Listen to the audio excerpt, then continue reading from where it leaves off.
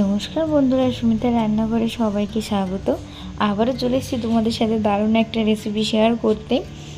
আর যে রেসিপিটা শেয়ার করব আশা করছি তোমরা কখনোই এরকমভাবে রান্না করে কোনোদিন খেয়ে দেখোনি, কিন্তু আমি ট্রাই করে দেখলাম, খেতে না অপূর্ব ছিল। বেগুন আলু দিয়ে ডিমের অমলেট কারি। একবার অবশ্যই তোমরা বাড়িতে ট্রাই করে দেখো, খেতে জাস্ট ফাটাফাটি লেগেছিলো। দেখো, প্রথমে অমলেট করার জন্য আমি এখানে দুটো ডিম ভেঙে নিচ্ছি। নিয়ে ডিমের উপর অল্প পরিমাণে লবণ, অল্প একটু লঙ্কার গুঁড়ো আর অল্প সামান্য একটু জিরের গুঁড়ো দিয়ে ডিমটা ভালো করে একটু ফেটিয়ে নিয়ে রেখে দেবো।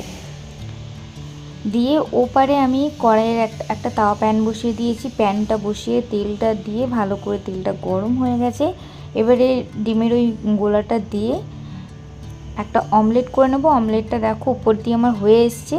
এবারে আমি ওটাকে ফোল্ড করে নেব, মানে ভাঁজ ভাঁজ করে নেব, নিয়ে 3টে টুকরো করে কেটে নেব।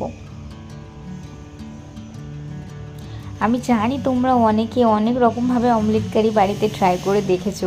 একবার কিন্তু আমার মতোভাবে অবশ্যই সবজি দিয়ে ট্রাই করে দেখো, খেতে না অসাধারণ হয়েছিল।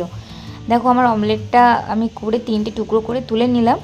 এবার ওই তেলের মধ্যে আমি বেগুনটাও লম্বা লম্বা করে কেটে রেখেছিলাম, বেগুনটা দিয়ে লবণ, হলুদ, লঙ্কার গুঁড়ো দিয়ে হালকা করে ভেজে আমি নামাবো।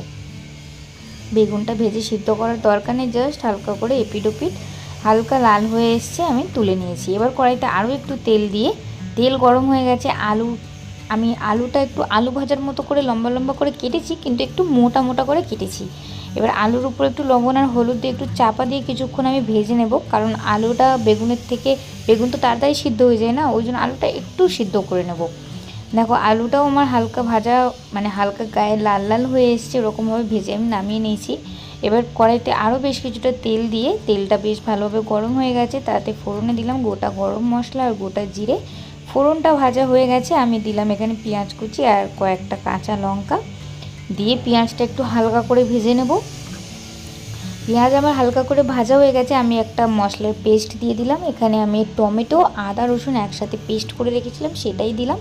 আর দিলাম স্বাদ মতো লঙ্কা গুঁড়ো, লবণ, হলুদ গুঁড়ো, অল্প একটু জিরে গুঁড়ো, আর দিলাম অল্প একটু ধনিয়া গুঁড়ো দিয়ে এবার মশলাটা বেশ ভালো করে কষিয়ে নেব। ততক্ষণ আমি একটু চাপা দিয়ে কষাবো যাতে পেঁয়াজটা গলে যায়। দেখো, চাপা খুলে দেখে নিচ্ছি, দেখো পেঁয়াজটা আমার অনেকটা গলে এসছে আর মশলাটা সুন্দর কষানো হয়ে গেছে। এবার ভেজে রাখা আলু আর বেগুনটা দিয়ে আবারও মশলার সাথে 2-4 মিনিট কষিয়ে নেব।